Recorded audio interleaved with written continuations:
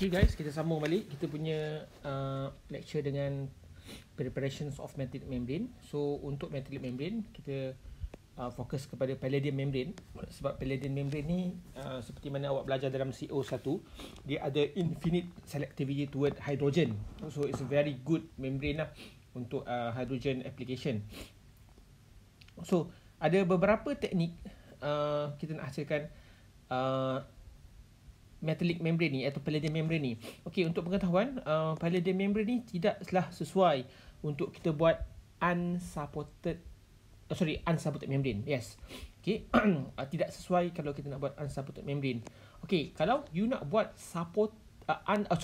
kalau you nak buat juga unsupported membrane, so boleh, tak ada masalah. Kita boleh gunakan phase inversion and centering teknik macam seramik juga. Tapi itu kena awak pilih logam yang kata yang tak reaktif lah. Contohnya macam aluminium. Boleh you ambil aluminium particles, you buat phase inversions, and then you keringkan dia punya precursor, and you you sinter. Tapi you buat sintering tu mesti dalam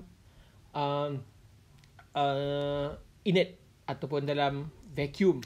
Sebab kalau you sinter tu pada suhu yang tinggi, kalau tak dalam keadaan tak inert, nanti aluminium particle tu akan terbakar dan cair disebabkan oleh adanya source of oxygen.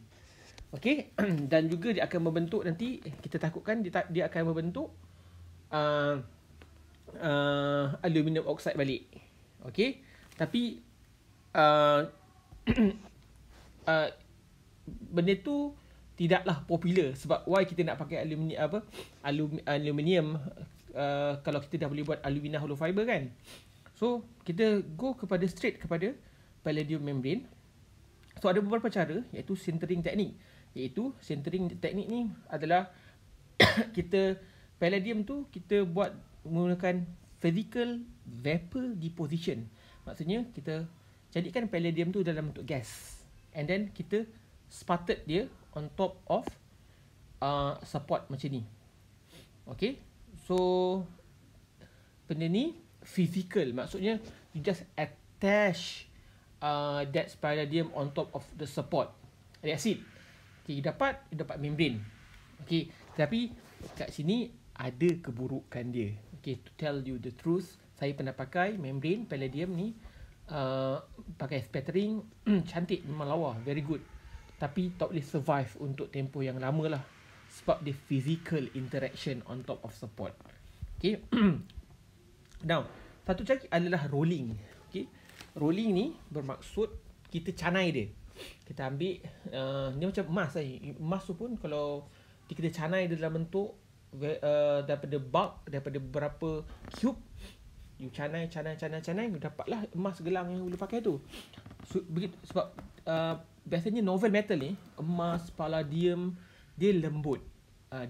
Dia lembut. Kalau emas yang kata pakai tu, yang you punya jewelry tu semua, itu adalah alloy. Sebab ada emas 99 emas 99, emas 95, emas 91, sebab ada alloy kat dalam tu.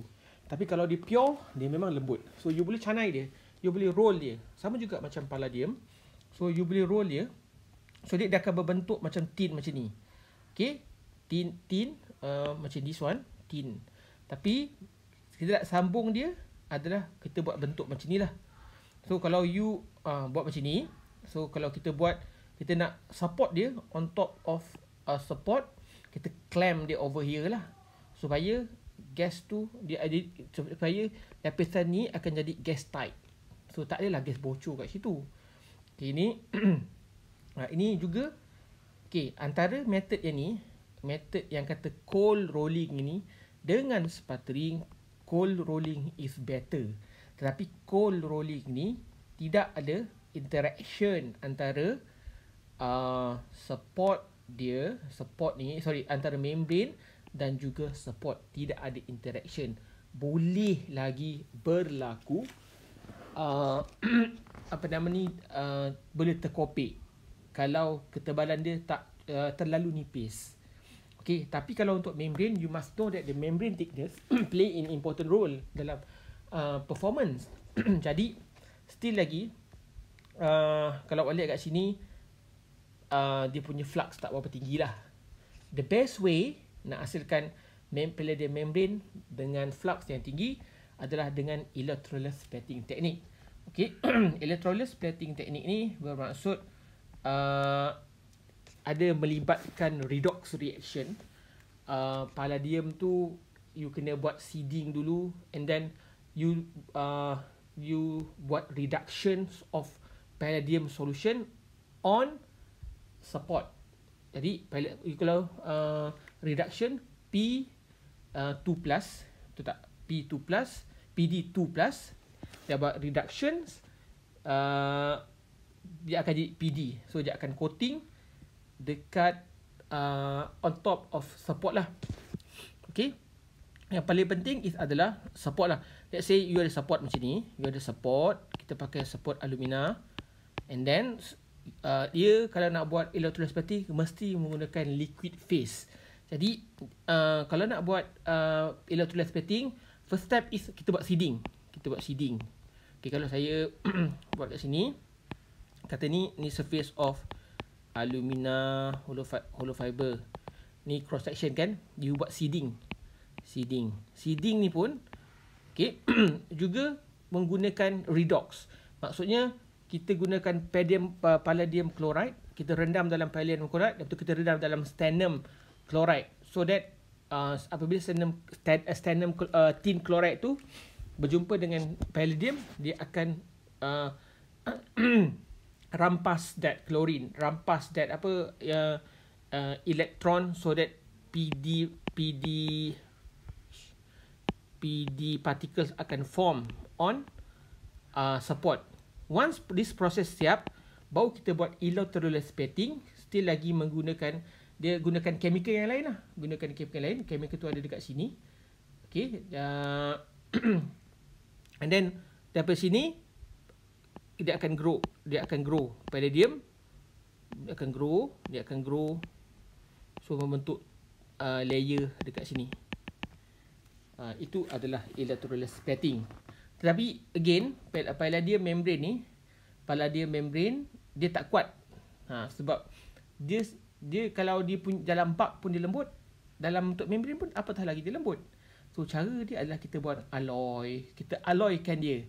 Macam mana kita nak alloykan dia adalah inilah saya tanya soalan, how to prepare PDAG membrane.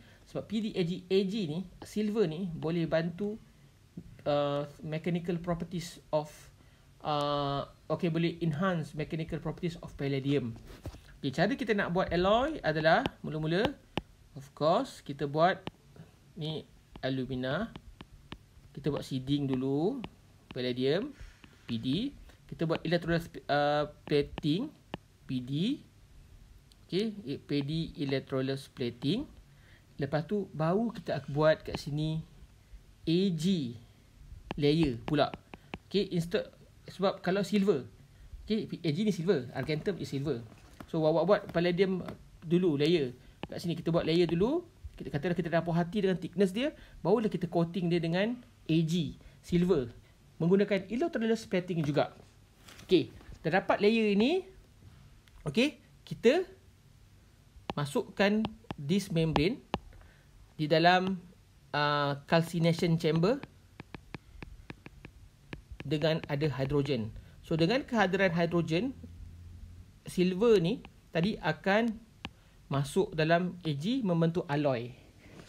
Okay, untuk dapatkan palladium silver membrane yang performance dia, mechanical robustness dia lebih baik daripada palladium membrane. Okay guys, dengan itu kita akhir CO2 kita.